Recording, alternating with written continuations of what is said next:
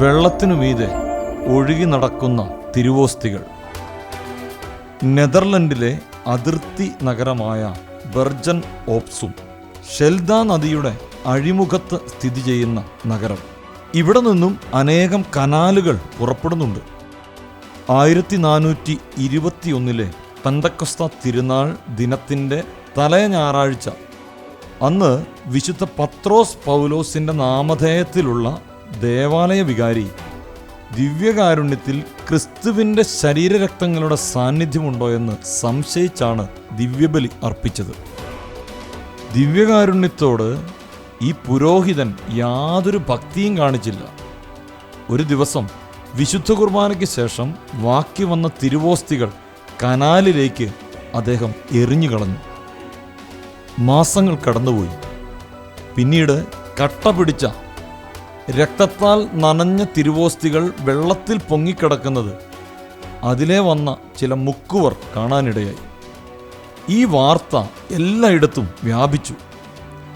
പിന്നീട് ആ തിരുവോസ്തികൾ ദർശിക്കാനായി തീർത്ഥാടകരുടെ വരവായി.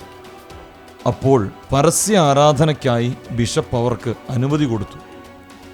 എന്നാൽ പ്രൊട്ടസ്റ്റന്റ് നവീകരണ കാലഘട്ടത്തിൽ ഈ ആരാധന നിരോധിക്കപ്പെട്ടു.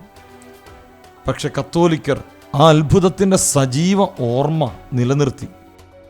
20-ാം നൂറ്റാണ്ടിൽ ആരാധന വീണ്ടും ആരംഭിച്ചു. ഈ അത്ഭുതത്തിൻ്റെ ഓർമ്മയ്ക്കായി നിരവധി പൊതുപരിപാടികൾ അവർ സംഘടിപ്പിച്ചു.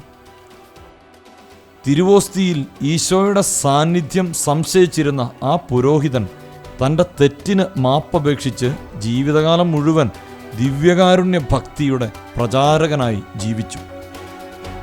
ദിവ്യകാരുണ്യ അത്ഭുതങ്ങളാൽ ഞങ്ങളുടെ വിശ്വാസത്തെ ആഴപ്പെടുത്തുന്ന പരിശുദ്ധ പരമ ദിവ്യകാരുണ്യമേ, ഞങ്ങളുടെ മനസ്സിലും സംശയം നിറയുമ്പോൾ വിശ്വാസം നിറയ്ക്കണമേ.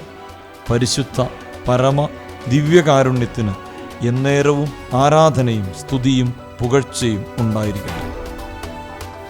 വിശുദ്ധ കുർബാനയുമായി ബന്ധപ്പെട്ട വീഡിയോകൾ നിങ്ങൾക്ക് ലഭിക്കാൻ ഈ ചാനൽ സബ്സ്ക്രൈബ് ചെയ്യുക.